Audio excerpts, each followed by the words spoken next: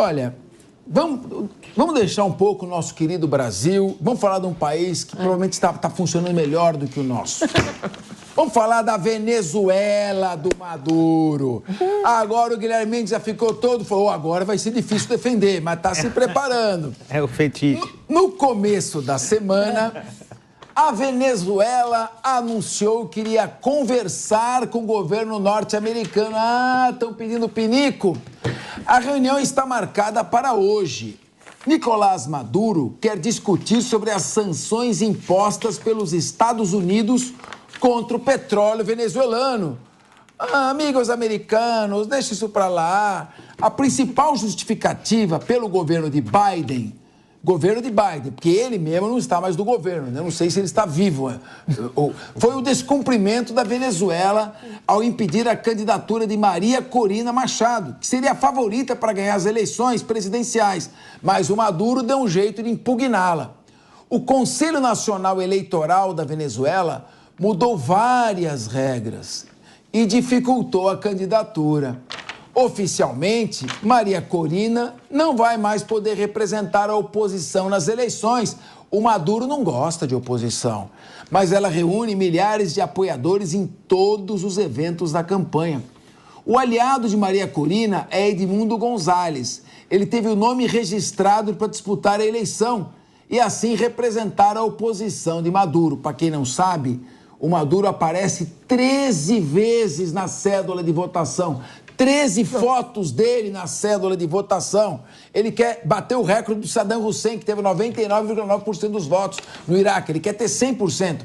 A Venezuela ainda teve a cara de pau de convidar o Tribunal Superior Eleitoral do Brasil para acompanhar as eleições. E o TSE, é claro, não caiu nesse embuste, nessa verdadeira casa de caboclo. Então, eu queria ouvir aqui Guilherme Mendes. Desde 1999, quando o nosso capitão paraquedista Hugo Chávez, chamado pelos americanos de The Clown, o palhaço, assumiu o governo da Venezuela. Ele, então, em 2012, foi chamado pelo diabo e morreu. E aí, Nicolás Maduro assumiu o governo da Venezuela. E não larga mais o osso. Está impugnando os adversários, enfim. E aí eu pergunto para você, o povo venezuelano é masoquista? Ou está completamente dominado e está sufocado e não tem como reagir? Fala um pouquinho, você que é fã do Maduro, fã de carteirinha do Nicolás Maduro. A trágica ironia, nós vimos a catástrofe quando tem um governante que é paraquedista, né? Isso não aconteceu só na Venezuela, a gente também tem a nossa página triste da história para contar a esse respeito. Mas, respondendo a sua questão, acho que não acontece nenhuma coisa nem outra. O governo da época Chávez, depois Maduro, foi eleito com forte apoio popular, democraticamente, e depois, como todo governo que tem expectativas ditatoriais, foi se perdendo no meio do caminho e, consequentemente, angariando inimigos e opositores que estão cada vez mais fortes. Fontes do Itamaraty e alguns analistas internacionais também colocam muito claramente a possibilidade de derrota de Nicolás Maduro agora no próximo dia 28. E não sou eu quem diz isso, se vocês aí em casa colocarem no Google e pesquisarem diversas fontes, inclusive parte da diplomacia brasileira observa e vê com bons olhos essa possibilidade, o que aí desmontaria totalmente... Aliás, o Guilherme, o Felipe Monteiro teve ontem aqui e fez uma aposta com a mesa. E falou que ele aposta que o Nicolás Maduro vai perder. E eu acho que... Eu disse para ele... Agora, aí então, a pergunta é o seguinte, se ele perder, ele sai? Não, claro aí os exercícios de futurologia. Aí nós temos que ir para a Mãe de Ná, nós temos que ir para o Roberto Diogun, aí é uma outra questão. Nós estamos aqui falando de política. Na prática, hoje, nunca a comunidade internacional viu com tanta possibilidade, com uma possibilidade tão grande, uma derrota do chavismo aí na figura do Nicolás Maduro. Agora, Capês, eu acho que a gente poderia fazer o seguinte, você teve em Israel, você teve recentemente lá, foi olhar a situação de guerra. Eu ia te fazer um convite. Vamos à Venezuela para ver como é o sistema eleitoral, como então, é a liberdade. Respondendo. Garanto a você que nós vamos, se vocês me convidarem, seremos bem recebidos. Se me convidarem para ir, Para Kiev, na Ucrânia, eu vou. Para Moscou, eu vou. Para a faixa de Gaza, eu estava lá e pedi para entrar. Por que esse preconceito? O exército israelense me impediu de entrar. Eu queria entrar na faixa de Gaza. Se me convidaram na Venezuela, eu não piso. Enquanto esse cara for presidente, eu não ponho os pés ali. Eu pergunto a você, por que esse preconceito? Eu fui convidado para as eleições dia 28. Não vou porque não posso, mas te faço o convite. Se você disser, vamos... Passadas as eleições, qualquer que seja o resultado, nós pegamos um avião, vamos lá a Caracas e nós vamos ver em loco. Porque aí acaba essa história. Sim. De que se ele perder as eleições e nós somos perdendo ou ganhando. Nós vamos ser presos. Não vamos ser presos nada. Vamos ser presos nada. Pelo amor de Deus, você está de brincadeira. Pode ter certeza. E você vai, depois você pode ir passar uma semana nos resorts ali da costa venezuelana, que aliás é belíssima. E acho que grande parte daquilo que se veicula aqui no Brasil vai ser desmentido em loco. A gente vai lá, filme e transmite ao vivo. Tá bom, vamos lá. Você já falou aqui, o ministro da propaganda da Venezuela. Então, eu queria o seguinte, minha querida professora Maria, cientista política, nosso querido Joseph Mendes, o Guilherme Mendes aqui, está fazendo o papel do Goebbels, que era o ministro da propaganda nazista. Não. Brincadeira, claro, mas ele está fazendo... Eu quero ir até lá, eu não tenho medo. Vamos lá. Fake news, tá sendo uma fake news, porque vai lá passar em Caracas, tudo bem, cada um vai onde quiser. Eu quero ouvir você, então quer dizer que eu queria pedir desculpas, porque estou totalmente errado, e o Guilherme Mendes me disse que... Dia 29 saberemos, dia 29. Eu queria ouvir a cientista política. Olha, eu duvido muito que o Maduro vá aceitar esse resultado, ele vai fazer de tudo para mascarar os dados e seja lá, né, acho que vai até... adotado de violência, censuras, como ele já faz, né? Eu queria só falar que eu acho tão fora de moda essa ditadura da Venezuela, porque, gente, já faz mais de 2 décadas que tá aí e a gente tem um número imenso de diáspora. Diáspora, para quem não sabe, é o número de população que sai do país, porque as condições é equivalente a países que vivem em guerra. Venezuela é um país que poderia ser uma potência, ele senta numa das maiores reservas de petróleo do mundo, vive uma hiperinflação absurda, as pessoas fazem filas e filas para conseguirem gasolina no país que tem petróleo. Então, assim, realmente eu sou muito pessimista em relação aos resultados que vão acontecer, né, nas eleições. A gente sabe que para Maria conseguir chegar onde chegou, ela fez muito esforço com as prévias do partido de oposição. Ela conseguiu um número recorde. Então tá aí, eu acho que já é uma previsão do que vai acontecer. Ela conseguiu um número recorde de participação de venezuelanos indo votar e eleger ela como a principal candidata, mas diante de uma censura absurda do governo, colocando inclusive guardas para deixar as pessoas com medo de irem votar e escolherem a Maria. Então, isso tudo indica que será o mesmo diante das eleições que vão acontecer no final desse mês. Doutor Fábio Santos, o Emmanuel Macron, que é de esquerda, o maior inimigo do agronegócio brasileiro, de esquerda, sob o pretexto pálio de dizer que é um defensor da Amazônia, que ele não está nem aí com a Amazônia, vem aqui xeretar porque ele é inimigo do agronegócio brasileiro, ele é um protecionista, está submetido à pressão dos agricultores franceses. E é um governo de esquerda que dissolveu o parlamento quando houve a eleição da direita. Muito bem. Depois o Kim Jong-un é diferente, ele já manda matar,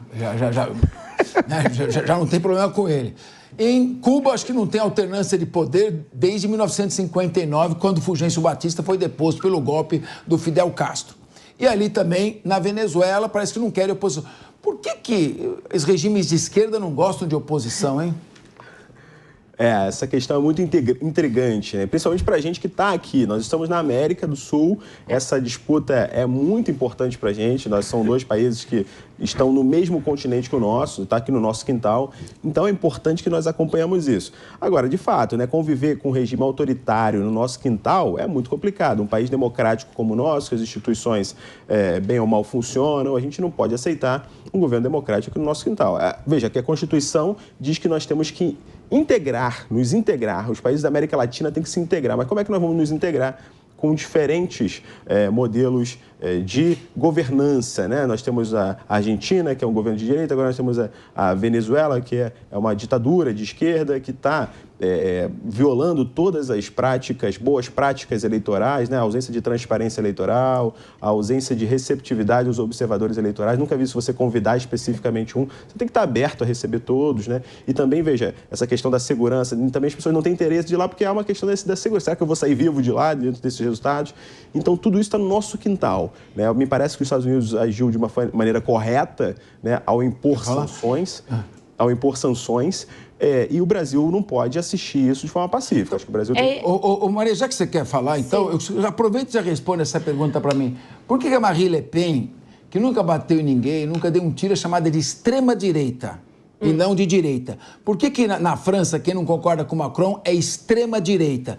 E, por exemplo, lá na China do Mao Tse-tung é esquerda, não é extrema-esquerda. Cuba é esquerda, não é extrema-esquerda. O Maduro é esquerda, não é extrema-esquerda. Por que esse uso extrema é usado tanto pela esquerda para caracterizar quem é a favor do livre mercado, das parcerias público-privadas, do equilíbrio fiscal, que tem da visão liberal da economia, do fechamento das fronteiras? Olha, então, é engraçado isso que ele falou. Ele está falando da xenofobia, eu queria que você abordasse isso, porque eu vi também a Giorgia Meloni. A Giorgia Meloni. Esse é outro belo exemplo. E ela disse o seguinte, ela falou: senhor Macron, o senhor está criticando aqui quem está trabalhando para assentar os africanos no seu próprio país, quando a França explora os recursos da África, imprime o papel moeda das nações africanas e cobra royalties por isso, explora os recursos naturais, um país colonialista em pleno século XXI, e aí vem criticar porque essas pessoas desesperadas atravessam o Mediterrâneo arriscando a própria vida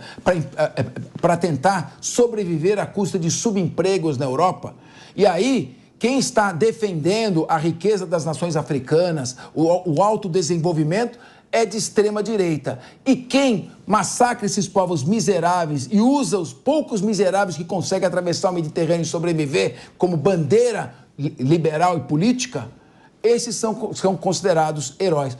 Eu queria que você fizesse uma análise política, porque eu sei que o Guilherme Mendes já vai querer polemizar, mas eu quero ouvir a cientista política.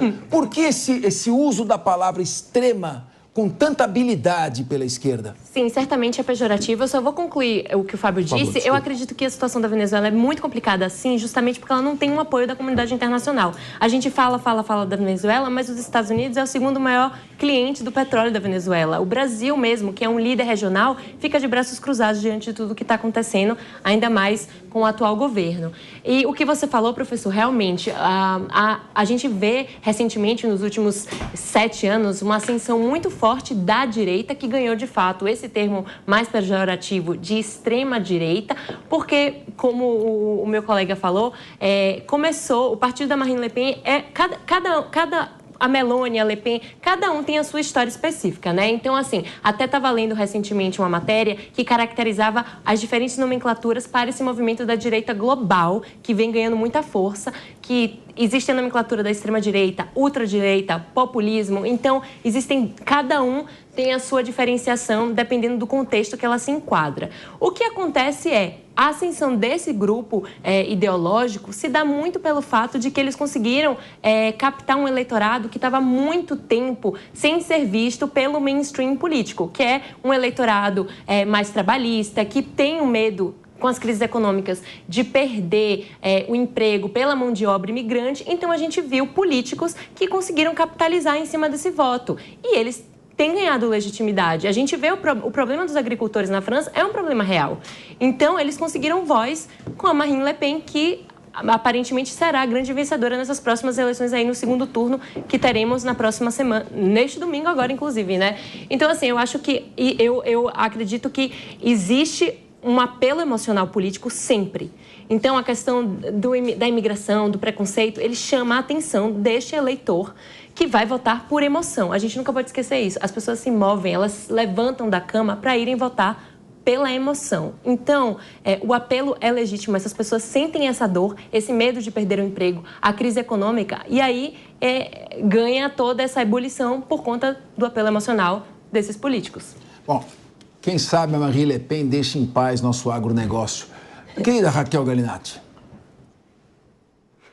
Não quer falar? Não, a gente fica até atônito quando a gente vê completamente violado toda a democracia em um país ditatorial. Um raio-x da Maria Corina, só para lembrarmos quem está nos assistindo, ela é líder da oposição venezuelana, venceu as primárias lá e teve impedida a sua candidatura pelo Supremo Tribunal lá da Venezuela por situações colocadas administrativas à época em que ela era deputada federal e apoiava sanções dos Estados Unidos à Venezuela. Ela hoje apoia o único candidato opositor que foi permitido. Aliás, eles tentaram diversos candidatos para a oposição a Hugo Chávez. O permitido foi o Edmundo Gonzalez. E ali ele desponta com 20 pontos acima nas pesquisas, mesmo que manipulando toda a opinião popular e até mesmo com violência, fazendo com que diversos opositores desaparecessem do mapa como um passe de mágicas. O que a gente percebe é que, como bem colocado pela professora Maria, pela doutora Maria, os diásporas que totalizariam mais de 10 milhões de votantes estão sendo sistematicamente impedidos. E essas eleições são como um afago, a última chance para aqueles que estão separados de seus familiares poderem ter uma democracia e uma liberdade na Venezuela.